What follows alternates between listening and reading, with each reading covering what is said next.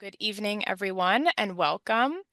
My name is Isabel Molina, and I am the public programs producer here at the Museum of Jewish Heritage, a living memorial to the Holocaust. I'm very pleased to welcome you all to today's book talk for Hidden in Plain Sight, a family memoir and the untold story of the Holocaust in Serbia, as part of our Stories Survive series. Here at the museum, we are dedicated to the crucial mission of educating our diverse community about Jewish life and heritage before, during, and after the Holocaust. As part of that mission, our programs illuminate the stories of survivors, broader histories of hate and anti-Semitism, stories of resistance against injustice, and more. Thank you again for joining us today virtually. We hope that if you're able, you'll visit the museum in person to see our current exhibitions, including Courage to Act, Rescue in Denmark, the museum's first exhibition for visitors ages 9 and up. As I mentioned, closed captions are available on today's program, and instructions on how to turn those on or off are posted in the chat. If you have questions for our speakers during the program, please put them in the Zoom Q&A box, and we'll get to as many as we can at the end of the hour. Again, that's the Zoom Q&A box and not the chat. Today, we are honored to be joined by Julie Brill and Karen Kirsten. Julie Brill has written for The Forward, Gveller, The Times of Israel, Balkan Insight, and elsewhere. She shares her family's experiences in the Holocaust in middle and high school classrooms through living links. With so few Jewish survivors and descendants from Serbia, the story of the Shoah there has gone largely untold. Julie's quest to understand and share what she learned led to Hidden in Plain Sight, a family memoir and the untold story of the Holocaust in Serbia. Additionally, Julie is a lactation consultant, doula, childbirth educator, and the author of the anthology Round the Circle, Doulas Share Their Experiences. She is the mother of 2 adult daughters and lives near Boston. Karen Kirsten is the author of Irina's Gift, an epic World War II memoir of sisters, secrets, and survival, a 2024 National Jewish Book Award finalist for autobiography and memoir, winner of Zibby Awards for Best Family Drama and Best Story of Overcoming, and Australian Jewish Book Award finalist.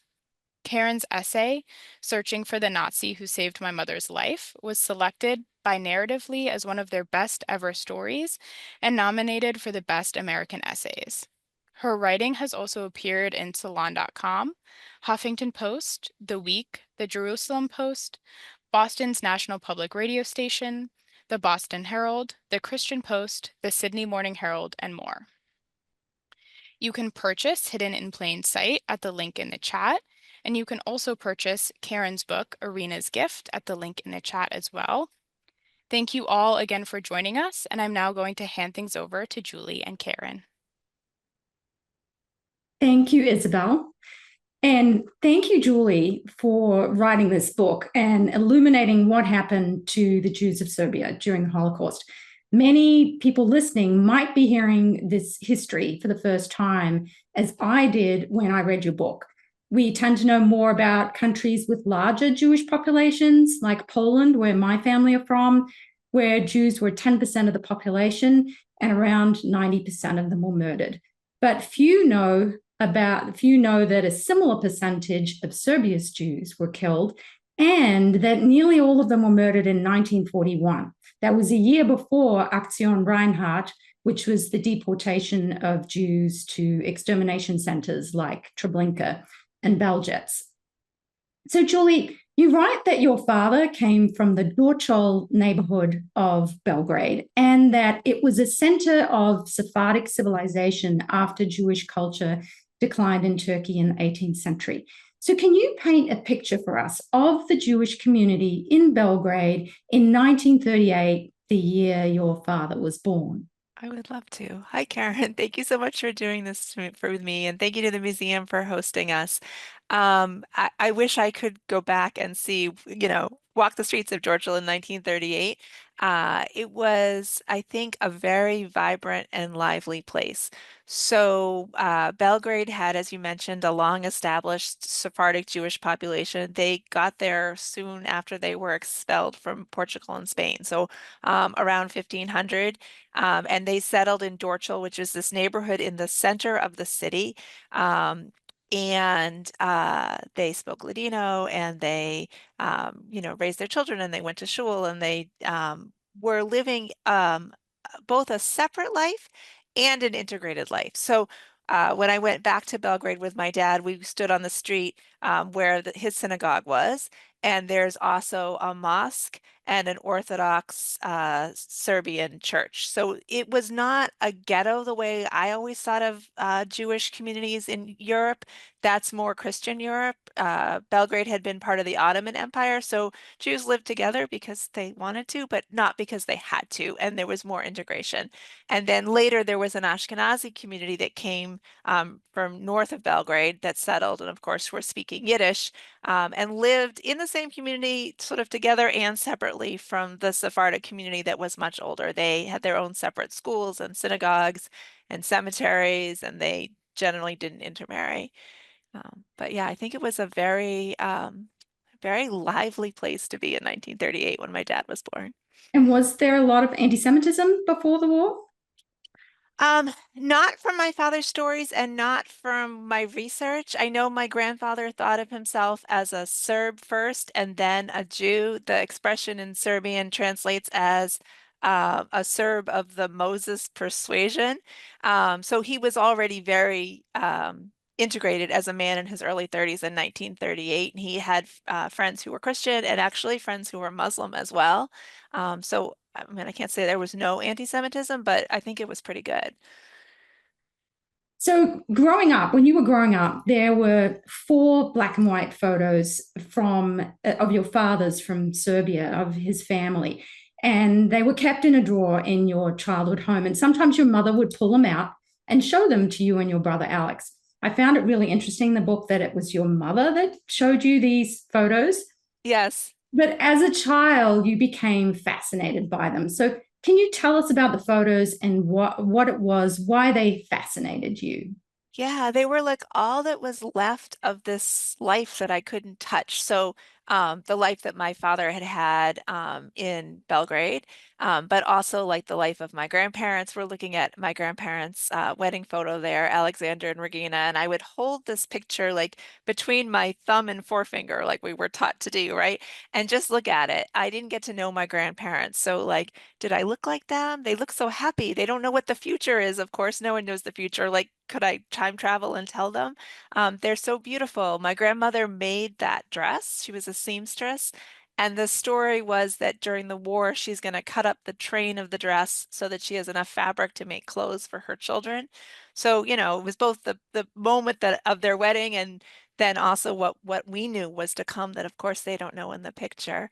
There's a couple more photos here. Right. So this is the only other picture we have of my grandfather, and that baby is my father, probably in the winter of 1939. It's a holiday picture.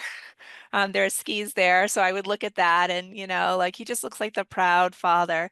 There's another picture, if we could, Isabel, thank you. This is another interwar picture of my grandmother and my father, and on the bucket, if you look, it's Snow White and the Seven Dwarfs. It's Disney. So like Disney had already, like American culture has already come there a little bit. I mean, they're just normal family photos, but I was always looking for clues. The last one is the one I was most fascinated by, this one, which is on the cover of the book as well, Hidden in Plain Sight. This is my father and my aunt, and it's 1943. And they're two Jewish children standing on the street in Belgrade. And of course, Belgrade is occupied by the Germans. And what I know now from my research is they declared Belgrade Judenfrei, free of Jews in 1942. So here are these two Jewish children who are hiding and clearly also not hiding. And I would ask my dad, like, how is this possible? And what would come back was this child's reflection, which is my mother was a really tough woman and like the Nazis weren't going to get us. which is like not an answer, right? And so I was always like trying to understand how this picture could be, how my father survived, how we're here at all. Now I understand you could not take a picture like this legally on the street in occupied Europe. The Germans forbade the personal possession of cameras because you might capture a military secret or the movement of troops or, somehow my grandmother got this picture. And of course, it's not digital, right? Like she got the picture, whoever took the picture developed it. She went back and got it and kept it, and it survived the war. And I mean, we'll talk more about my grandfather's story probably, but my grandfather's not here when this picture was taken. And so my grandmother is trying, no matter what it takes to preserve what the children are like in this moment that he's missing, even though they're in the midst of an occupation. So after your grandfather was missing, he was sent to a labor camp, right?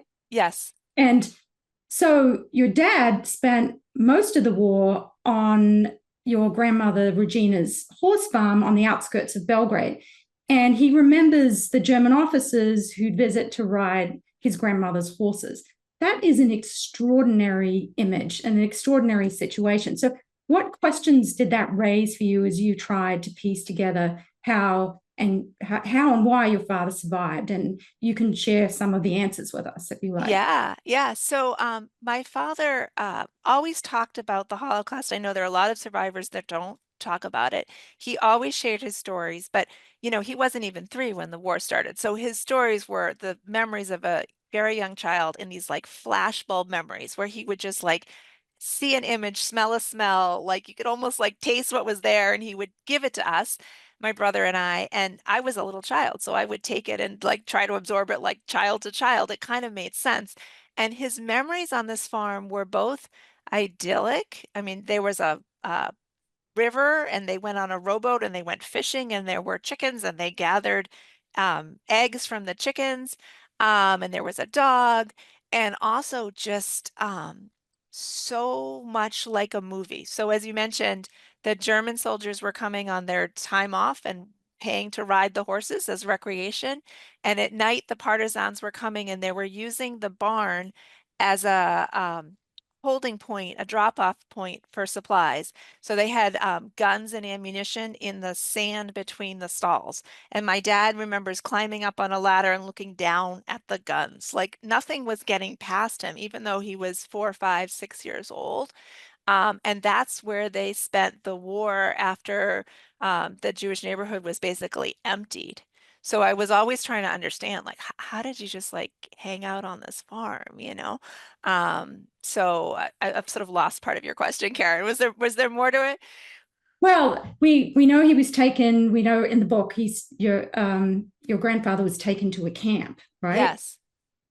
Can you tell us a little bit about that camp? Sure. So the way it worked in Belgrade, and this is part of why it was so confusing to me, was not how it worked later in the war, say in Poland or in Budapest, where there were trains and there were distant camps. So the Holocaust starts with the bombing in April 6, 1941. Within a couple of weeks, the Germans are boots on the ground in Belgrade, and as soon as they're there, they're registering the Jewish men ages 16 to 60 for forced labor. It's slavery. So we know my grandfather was there because we have him on a registration list. He got a yellow armband and he got a work assignment. But one of the unusual things was that there were no camps yet. So the men came home at night. So from April to around my father's 3rd birthday in August, my grandfather is reporting for work 6 days a week. We have a street pass. It's in Serbian, by the way, the local language. He's on the pass. His neighbors are on the pass, probably men he knew his whole life. And this work assignment is they're digging ditches and they're laying pipe. They're repairing the sewer system that was destroyed by the bombing. So that's his life in the beginning of the Holocaust in Belgrade. Around my father's 3rd birthday in August, he doesn't come home. That's a memory my father has as well. And my grandmother at that point is pregnant with my aunt. She, of course, assumes the worst, that my grandfather is dead. She's screaming, she's crying. She can't immediately find out what's happened. But what has happened is there's now a camp and it's not, anywhere far away. It's walking distance. It's in the center of the city. And it's meant to be a warning to the Serbs who are collaborating, but also rebelling, you could wind up here too. And when we went there, uh, more of my grandmother's anger became clear to me, and why she left for Israel when she could became clear to me, because you're in the center of the city. And I mean, now the war is 80 years ago, but people still are not paying attention to what happened in that place. It's not a museum. They're walking back and forth. And I could just imagine my grandmother going there because the Jewish women brought the food, they brought socks, they brought whatever the men needed to be able to get to the next day. They were completely dependent on their Jewish family members for these very basic things. There was really nothing in the camp at all. And that goes on for several months. Yeah. Such a unique situation. So you talked about your father remembering the day his father didn't come back. At some point, you asked your dad to write down his memories. Yeah. What year was that? Oh, that's probably 2016, like just as I'm starting this book project. Like, yeah. So when you asked him, and you also write in the book that nobody had asked him to do this, you asked him, what was his initial reaction, and what did he write? If you could think of one thing that really stood out to you that he wrote that resonated with you or shocked you, what would that be? Yeah. So his reaction was like, okay, if it means something to you. I mean, that's sort of always the way he's been about these memories. Like, he hasn't wanted to burden people with them. It's not like he's telling strangers on the street his story, but if people are interested, he'll answer your questions. So he was like willing to do it. And I think well, it was the first time that I saw him really looking at the story from his mother's perspective. Like, he lived through it as a small child, and now he's thinking about like her and how just so hard it was for her. I mean, she had no illusions about what was going on the way he did. And that really touched me, in part because I have shifted over time to think about her. So at first, I was the child in the story when I was a child, but when I had my own children and I realized, you can't run with a toddler. You can't keep a baby quiet. Like, you are trapped when you have small children. That I really started to think about how difficult, I mean, obviously it's difficult, but I really started to identify with her about how difficult it would have been with these two little children and her husband gone. Right. Let's talk about you for a moment. Yeah. Growing up, you read every book on the Holocaust shelf in your temple library, and you became obsessed with your family tree and the gaps in your family. Yeah.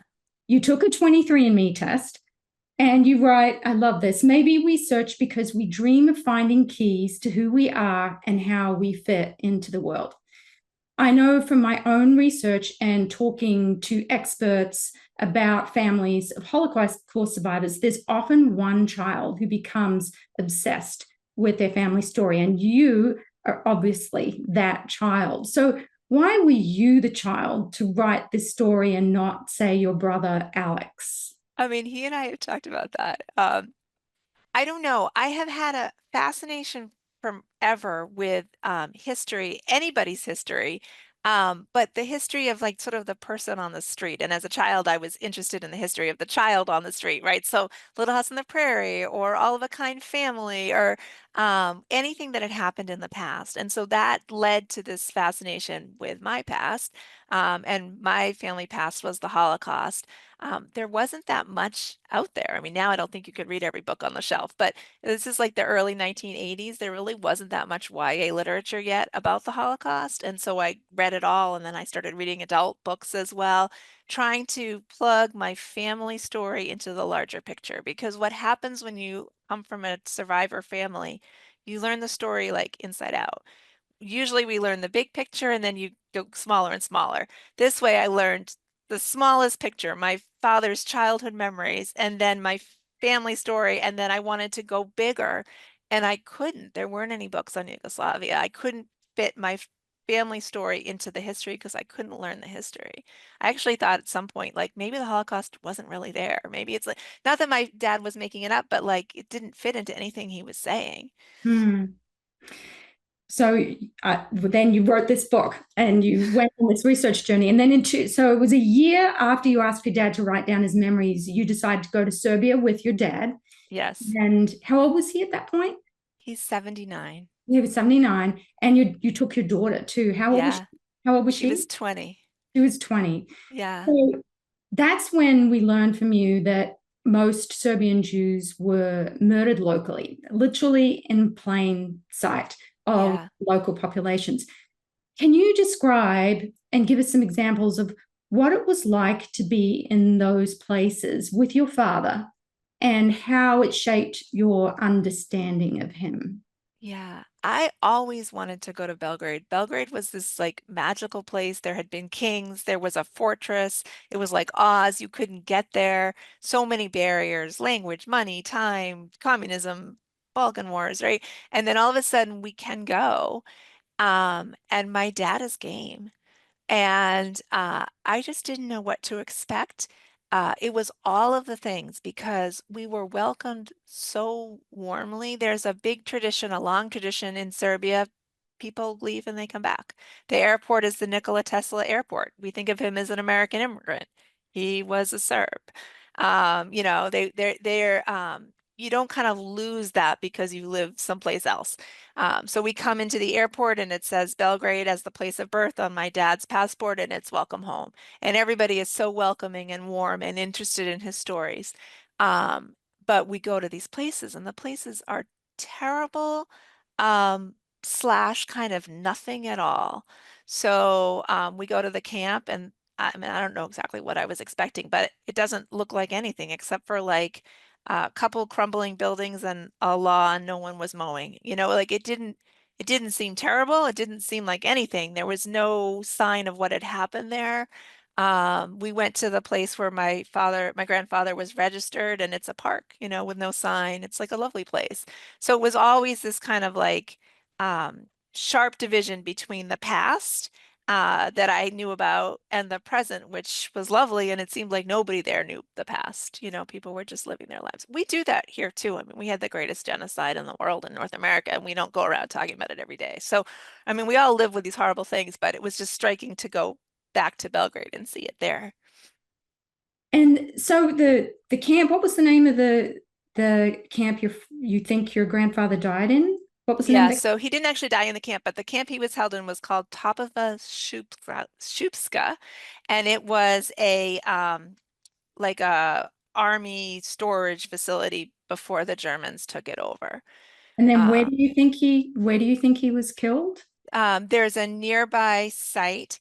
So what happened was the men were being held there, taken out during the day for work, and they're being visited by their female relatives.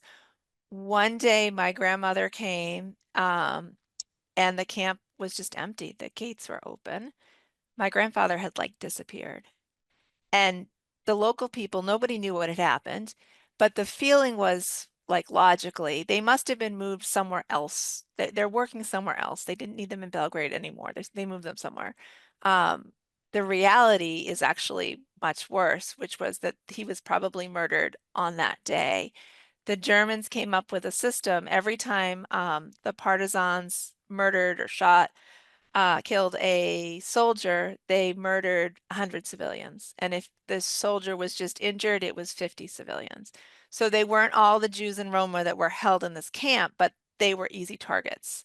So there's a site where many Serbs and Jews in Roma and other people were killed and buried in this giant mass grave. Horrific. And were there any accounts of rescue or resistance, particularly for the Jews and the Roma? So there's a lot of resistance among the partisans, and there were many Jewish partisans.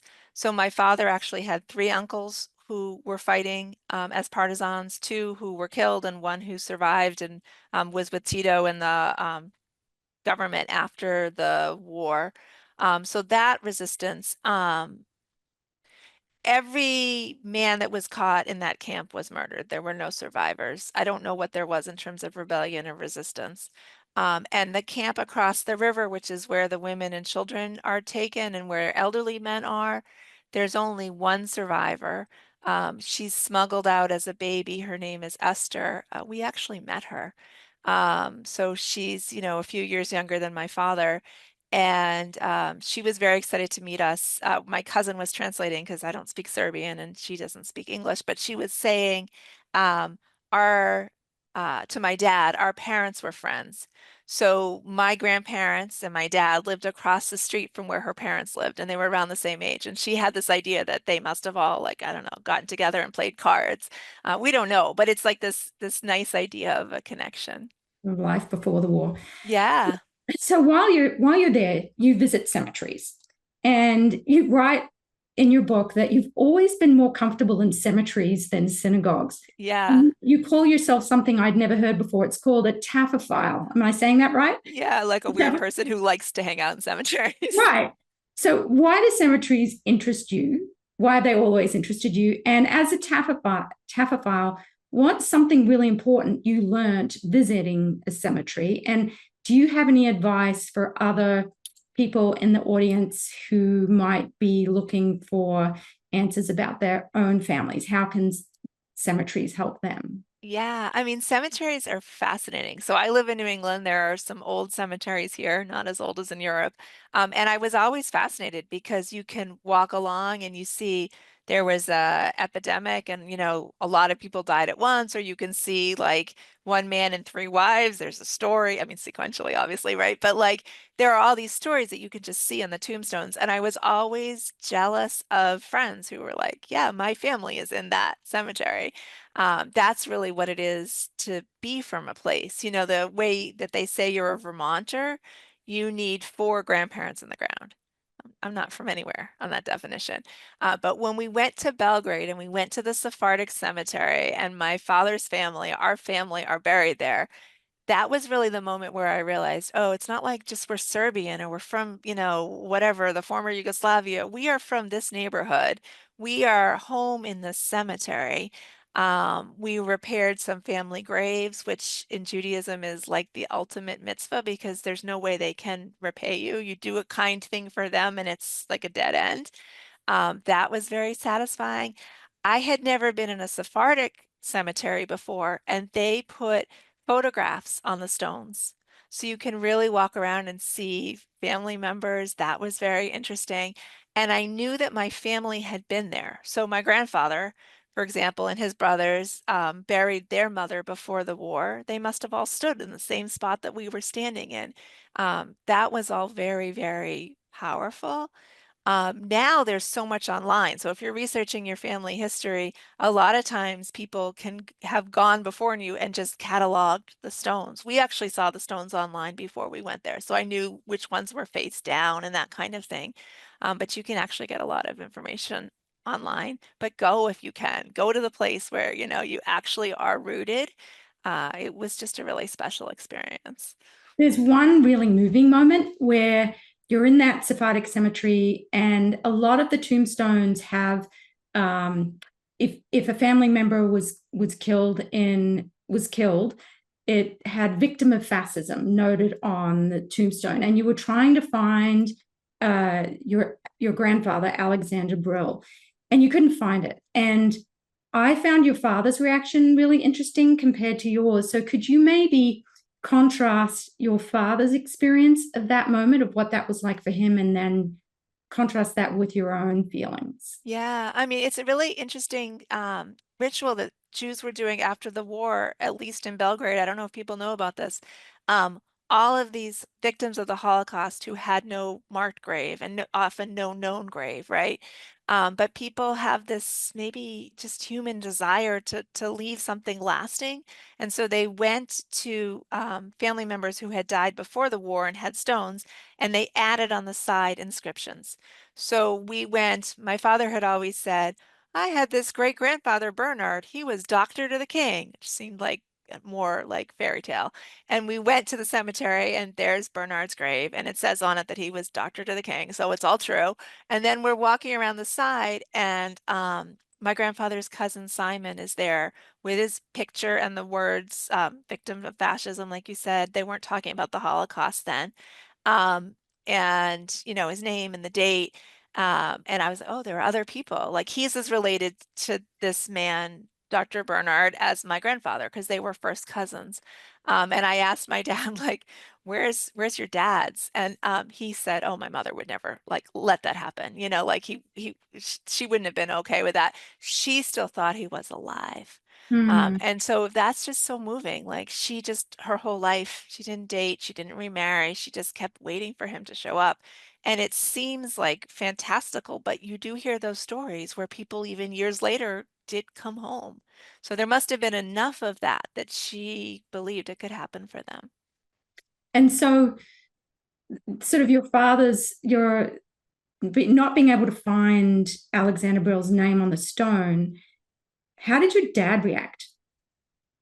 Um, I think my dad can be kind of stoic, and it was very hot, and all those days seemed like 12 years long. But I don't think he was surprised. I was surprised. Like, where's the mark? Yeah, He yeah, was like, yeah, like why would there be that? My mother wouldn't let that happen. that's really interesting. So I think it was when you came back from Serbia, correct me if I'm wrong, but you decided you want a name for your father, your Alexander Brill, your grandfather, on a stone. And Yes. you decide you want him to have a Stolpersteiner, which are the stumbling stones, and you want to have it placed, I think, outside his home, his original home. Is Yes. that right? Yes. What a lot of these, you seem to be initiating all the sort of momentum in this story. So, what did you, when you told your father you wanted to do this, what did he have to say about that idea? And then, can you describe what it was like going back to Belgrade for the ceremony? Yeah, so for people who don't know, the Stolpersteine are these like palm-sized memorials. They go outside the last voluntary residence of Holocaust survivors and victims, and they're the largest decentralized monument in the world. There are tens and thousands of these. When we got to Serbia, I'd seen them in Western Europe. We stood outside where my dad had lived in Dorchel in the Jewish neighborhood. It's a Jewish neighborhood without Jews, and if you don't know the history, you have no idea. And I wanted something for my grandfather, but I just wanted something for somebody who had lived there. You know, my grandfather, I mean, he's interesting to me, of course, but he was not an extraordinary person. He was like a regular person. I wanted a stone for this regular person who wasn't there. And I told my dad about it with some trepidation because traditionally how they do the project is they put stones for the living as well as the dead, survivors and victims together. They're like reuniting the families, Hmm. which means that my dad would have had a stone, and I knew that he wouldn't be thrilled with that. I mean, he doesn't really even now, it's changed over time, but he doesn't like embrace being a survivor. Survivors mean different things at different time after the Holocaust. Um, but he kind of goes along with it because it doesn't seem like a real thing to him, like that it's going Hmm. to happen. And that is the reaction from almost everyone. Like I talk to people Really? at the U.S. Holocaust Memorial Museum, like who are experts on the former Yugoslavia, and I talk to people in Serbia, and I like, I'm just like, oh, well, there's this oversight. We need these stones, and they're all kind of like, uh-huh, like you won't see it in your lifetime.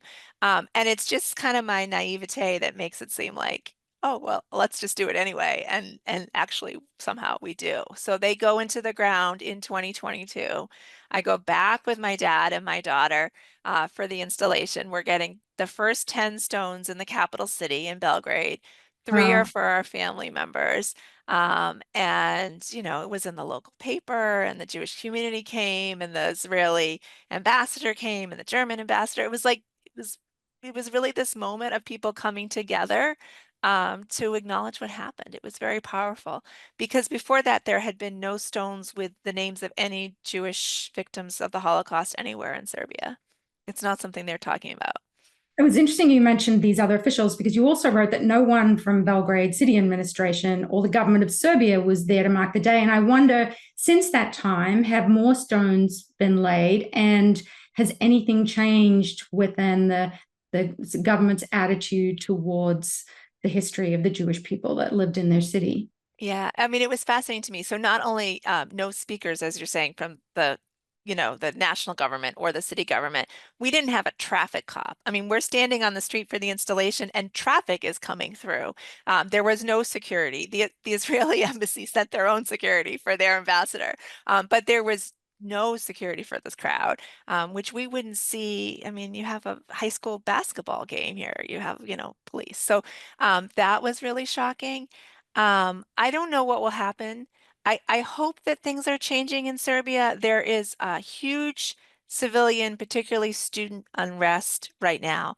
There have been demonstrations with 100,000, 200,000, 300,000 people in the streets in Belgrade this year that we're not hearing about in the American press, but is very much happening. So we hear all this dark news. It's depressing what is happening in this country and in the world right now. But in Serbia, there is this ray of hope where they are protesting their government, where they got rid of their prime minister. The president is the person at the top, but the prime minister resigned. So I do think that things are shifting. And we're still hopeful that we're going to be able to go back at some point for the installation of the rest of the stones, the family that survived, that everybody can be reunited. Do you have a date for that? No, because we don't have permission. Right. But like the bumblebee that is too big to fly, but flies because it thinks it can. It's just sort of like we just kind of keep trying to do it, and it could happen. We got these stones. So huge achievement, huge kudos to you. Let's talk about you a little bit and the effect this research and this project has had on you. I'm wondering if you could read a little paragraph on page 10 about your dad's childhood and its effect on you. Yes, of course. So my dad's childhood ran like an underground river, deep below my own, and sometimes bubbled to the surface. Every year he looked at my birthday cake and remembered his childhood disappointment when he watched rationed chocolate disappear into the cake batter. I would always say to my mother, please, can I have my chocolate separate? And That they're not necessarily sad memories. They're just his memories all the time coming up. Yeah. But it also says a lot about you. You've lived with the Holocaust inside of you as a child. You talk about knowing that having a passport helps you flee if you need, right from when you were a child. And you, as a child, thought about who would hide you in their attic. And that was before October 7th.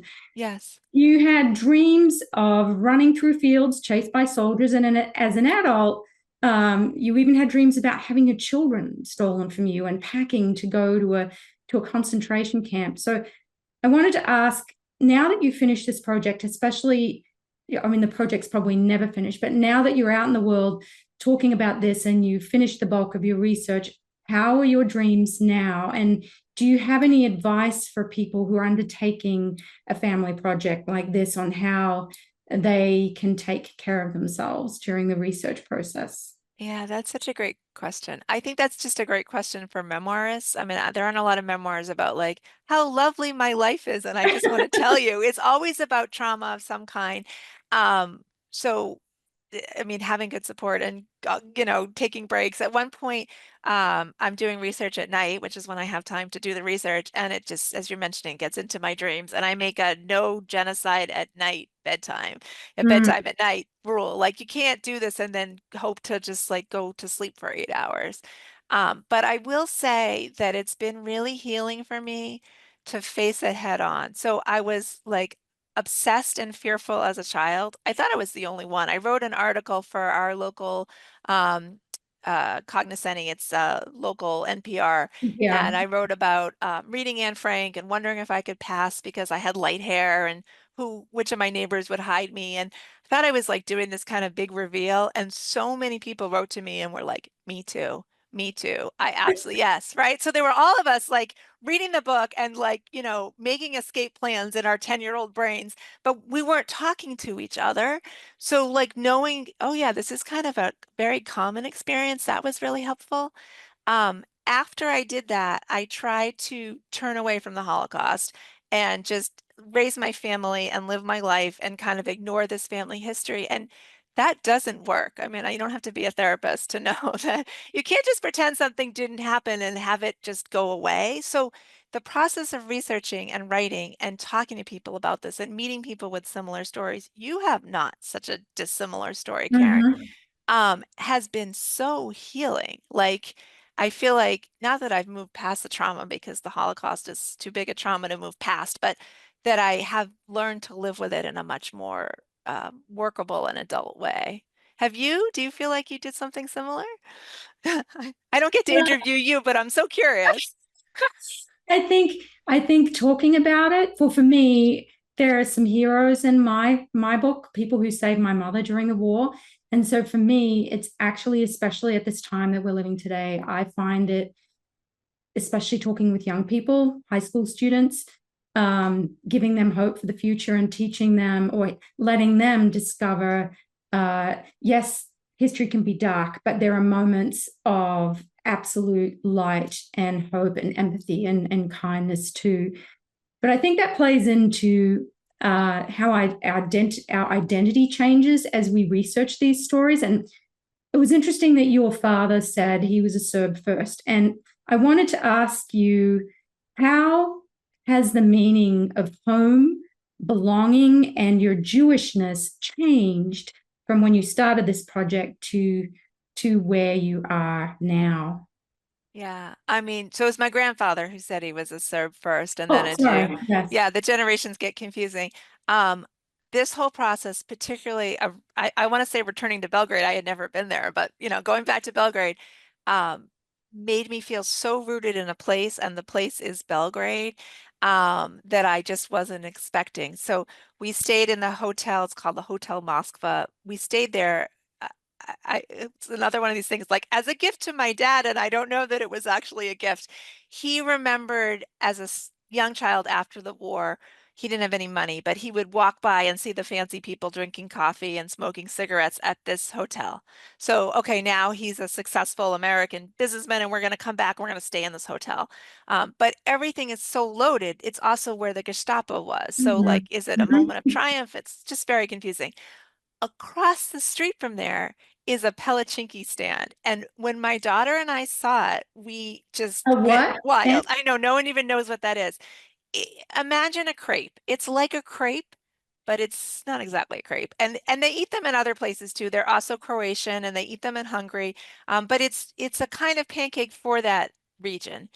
And we ate them, we still do, on like a weekend morning when my mother has time to stand at the stove and make them one at a time. It's a childhood treat that we still get to do. And I kind of thought it was like a family thing. I mean, I didn't know where the word came from, but it was just like this thing we did. And it's like this very public thing. People are lined up in the center of Belgrade for their palatchinki. And that was like, oh, food is such a conveyor of culture. Like we're from Yeah. here, we live here, we Yeah. could go back here. Do we look like we fit in here? People are talking to me in Serbian. Maybe I look Serbian. Interesting though that you're learning. So I read in the book that you're learning Hebrew, not Yes. over Serbian. So tell Yeah. us about that. What? Yeah. So, I mean, we didn't even get into this part of the story, but it's in the book. In 1948, my grandmother gets out of Yugoslavia as quickly as she can. She renounces her citizenship and her children's citizenships. They are stateless and they go to Israel on the second boat out as soon as they can. And my father's identity as when I was a kid was really like Israeli American, and his friends were Israeli Americans, and the language they were speaking was Hebrew. So I wanted that language. I can speak it now to a certain degree. I can understand it. I can fake my way through a little bit, which has been hugely satisfying because I thought since I hadn't learned it, clearly it was impossible for me to do it. And it's actually, a lot of things are possible when you get past thinking it's impossible. I would like to learn Serbian. My mom and I joke that when my father ages, I mean, he's going to be 87, but in 10 or 20 years, he'll be just speaking Serbian, and we will need Serbian to be able to communicate with him. So, I mean, I would love to learn that language too. I think it's a hard language to learn, It's really but you're difficult. learning Polish. It might not be any I harder know than that. that's pretty hard. Yeah. So we have like 30 seconds before we start taking questions from the audience. What's the one thing that you want people to take away when they read this book? Yeah, so I wrote this book because I really wanted people to know this story. My family is just sort of a representation of the story of what happened in Serbia. It's a very specific story. It's different than what happened in Croatia. It's different than what happened just a little bit north in where Hungary was occupying. I wanted people to know this story because there were no books. If someone else had beat me to it and written the book, I would have just stepped aside. So, if you're interested in the story of Serbia, I feel like all the stories are important. They sure are. Well, we have a ton of questions Oh, for you. great. Yeah. So Yeah. I don't know who asked them, but they're great questions. So in the introduction, you mentioned that, well, Isabel mentioned that you tell your family story in schools. Has Yes. has the reaction to your book differed when you talk to student audiences versus adults? Yeah, I mean, I really like talking to students. I'm talking mostly to high school students and eighth graders.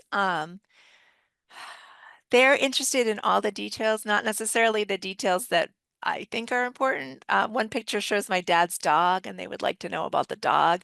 And I think that those questions are so important because I think what they're saying is 6 million is just how many is that? It's just a round, faceless, nameless thing. We want about your family so we can key into the story. And to know them, we have to know them. So all those details. Adults tend to be more into the kind of facts and figures side of it, which is important too. They're just integrating the information in a different way. That's a great answer. So there's a question here about your family, how they reacted to the book, and I've got another question to tap onto that. Did they actually read drafts of the book? Did you show it to your mother, your brother, and your father? Yes, yes. And my kids, who I will say are now 26 and my daughter's turning 29. So they're full-fledged adults. We all went over drafts of the book as Hmm. as it was happening, in part because I wasn't always sure that I mean, you probably know this dynamic in families. Like, did you wear a red dress or a green dress? Like, what was for dinner that night? Like, we don't all remember stuff the same way. And so I was trying to be as accurate as I could. So that was one thing. And when they would read it, they would tell me stuff and then I would remember it and it would go into the book. Also, like I wasn't trying to write a gotcha, a tell-all. I wanted their permission and their buy-in. And actually one person asked me to change one small thing, to omit it. But basically everything that was in there that people were okay with, and that was important to me. I didn't change names. I didn't. It's just as it happened as closely as I can remember. And so, what was their reaction? How was it positive? Did they ask you to change things? Yeah, it was positive. I mean, the history is complicated. The history of the region is complicated. The history of our family is complicated. So, I Hmm. mean, for me writing it and for them reading it, they were like, "Oh, finally, I understand this connection." It helped all of us to understand. At one point, we sat down and made the family tree. So we were like living it as we were reading about it. It was very powerful. And with this one exception of a really small detail that it was a surprise to me, but it didn't change the story at all. I just took it out. Everybody was happy to have everything go in. I'm really glad that was a great experience for you. Two of my siblings haven't read the book, but mine's more Yeah, mine's a family drama, so I can understand them. No, they lived with a family drama. Um, yeah. in the future, can you see yourself doing more research or Holocaust related research? I mean, certainly if more documents became available, I mean, some of the documents I draw on in the book had only been available for a few years. So I do have this feeling like more documents are being discovered and coming out. I would certainly research anything I could. The biggest source right now of new information is people hearing the story or reading the book and having a connection. So I have found family members this way, but I've also found there aren't a lot of us. But other descendants from Serbia who have their own story and we're like filling in each other's missing pieces. And so I'm hoping there'll be more of that. If you think you're my cousin, email me. I literally have found family that way. Like we're all related. It's been wild. And there's some questions here about the actual writing. Um, Somebody said, have you read a lot of similar memoirs or biographies? And are there any books in particular that influenced your work that you'd like to recommend? Yeah. So I read Paper Love, which was the story of a granddaughter discovering her grandfather's past before the war in Austria. That really influenced me. Um, a lot of the books are actually 3G books. Plunder is another one, Menachem Kaiser. Generationally, age-wise, I'm closer to the third generations because my father was so young than to the 2Gs.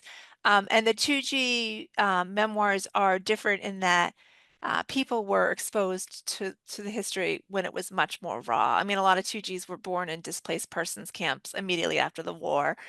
So it's a much more different experience, I think, than what I have. I'm mostly influenced, I think, by 3G stories. Um, 3 Minutes in Poland is another really great one. Yeah, that's a great. Karen's book, Irina's Gift, is a really great one. There's a lot of this literature out there now. There sure is. And for anybody out there who's starting to research their family story, given that you're such a good genealogist, I found that part the most difficult. What advice do you have for people who are trying to fill the gaps in their family tree? And this might be, I think the answer might be different depending which country you're Yes. researching in. So perhaps you could talk about, well, general good places to start and then specific places for Serbia, if anybody has roots in that region. Right. I mean, if you come from a place like you were saying in the beginning, Karen, Poland, where there were so many Jews, there's just much more infrastructure for you to start to work with and find your family. The U.S. Holocaust Memorial Museum is an excellent place to start, regardless of where your family is from. In Europe, a lot of those archives are online and you can just access them. I found often the documents repeat. So like what's in Yad Vashem might be similar to what's in our museum, U.S. Holocaust Memorial Museum, but the U.S. Holocaust Memorial Museum is much more accessible, or was for me, and they're drawing on other documents too. So like Vad Arlsen in Germany, which was archives, German records, Germans kept good records, that were never meant to be open to the public. After the war, they were open to survivors who were looking for family. And for years, those were the only people who could access it, not journalists, not the public. Now we all can access it. So Mhm. that's another resource, and you can get it through our museum in DC. Yeah. And for, Yeah. I was just going to say, for people who have roots in Poland, the Jewish Historical Institute has a genealogy division, which is where I started because the challenge in Poland is, especially in Warsaw, a lot of the records were destroyed, but they have amazing methods of being able to piece things together. It helps if you can go there in person, but I'm sure you could reach out to them online too. So another question here is, can you talk a little bit about what the process was like of getting your book published? Yes. Um, so yeah, so I kind of went out with this book again naively. The theme is like I didn't know what I was doing or what I was up against. I was sending the manuscript out. I did write the whole manuscript. There is a conflicting advice. If you're writing a novel, you write the whole novel. If you're writing nonfiction, usually you can do a proposal. Memoir is kind of the hybrid of that. So I had a draft that I was sending out. And the feedback I was getting was like, good writing, interesting story. We're tired of the Holocaust. There's Holocaust fatigue. So my book found a home with Amsterdam publishers, and they just published Holocaust stories. And it's very happy there. It's in very good company. So there's different avenues. I have a friend whose book just came out and she won a contest, so different things can get you there. I think you just have to keep trying different ways. For sure. Help to start off with, best advice is to take some writing classes and join a writing group, because to write, especially to research and write books like you and I have, you really need a community of people to support you along the way. People who are objective, who can read your more objective than we are, who can read your work and give you feedback. Definitely, and tell you what's missing and what doesn't make sense from their perspective and what's redundant, and just like cheer you up when you get another rejection. Exactly. It's not for the weak of heart. No, it's definitely not. You have to be obsessed, right? Yeah, yeah, You which have I to think be we obsessed. are. I think we've got a couple more minutes. There's a really good question here about the photos. That this person was really fascinated by the fact that they were taken illegally, and says that they're curious, given the importance of these photographs, if they influence the way you think about images or the power of photography. Yeah, and I always, I think, was thinking about that. Certainly, my kids were born before digital when I was taking pictures of my own children. And even now, in this like onslaught of us taking so many pictures all the time, you're capturing a moment, and that moment then represents something broader than that moment, accurately or inaccurately, like what was happening 5 minutes before or the next day. I do think about that a lot, but especially with old photographs, just the power of them. Yeah, and if you're researching too, you can actually find video online, and some of it Nazi propaganda video, for example, of the Warsaw Ghetto. If you're trying to write a story, there actually is quite a bit of video material out there as well. There's a question here. You talked about survivor families learning about the Holocaust inside out, which is how you learned about it. It's not how I learned about it. Yes. Which Some Holocaust survivor Yeah, families. because some families, nobody talks about it, like mine, which this person thinks is such an interesting way of describing it, because you mentioned that this made it difficult to learn more about the biggest story of the Holocaust. But do you think there are any advantages to learning about the Holocaust the way you did? Yeah, I mean, it is the way I think about it when I do classroom presentations. It is the way to learn history as a child, but maybe for everyone where you can really identify with it, right? So you're following one person's perspective, and they're not a king or a general. You're just learning about what it was like to live through a time. I think it is a meaningful way. I think that's why we read these kinds of stories, because we're hungry for those, details. And we're always thinking, like, what if I were in that story and what would I have done? And you need the details to be able to do that. That's true. Isabel, do we have time for any more questions, or should we? We're just at a couple more minutes, so if you want to pick like maybe one last question to end on, I know we didn't get to everyone. I think I've got most of them. So maybe there's a couple you didn't send me. Let's see. I think maybe you did get most of them. And we're at like 2 minutes, so probably Is not enough anyone? time for like Yeah, a full answer, but maybe if there's anything like either of you want to add before we kind of wrap everything up. Julie, is there anything else we didn't cover that you'd like to cover? Well, I'm just grateful that everybody, came and listened to this story. So thank you very much. I always thought as a kid that nobody was interested in this story, and that's why they weren't talking about it. So it's always nice to be able to get the information out. And I just wanted to mention Karen's book as well. So we didn't really get to talk about this, but Karen also is the daughter of a child survivor, and she unwraps her family mystery in a really engaging way. The book is called Irina's Gift. Thank Um, you. yeah, and I think the bookstore has it, right? You can get it It from the does. museum. Yeah. Yes, it does. But it takes a lot of courage. It takes a lot of courage and perseverance to write a book like you've written. And I just want to thank you for your courage and your perseverance and for talking to the world about it. Now, it's not easy to talk about it's not easy to talk about your family life in front of an audience like this. So thank you for your courage and thank you for sharing this story. Thank you, Karen. Thanks for being in conversation with me. And thank you, Isabel, in the museum. Of course, thank you both for joining us today and for such an interesting discussion.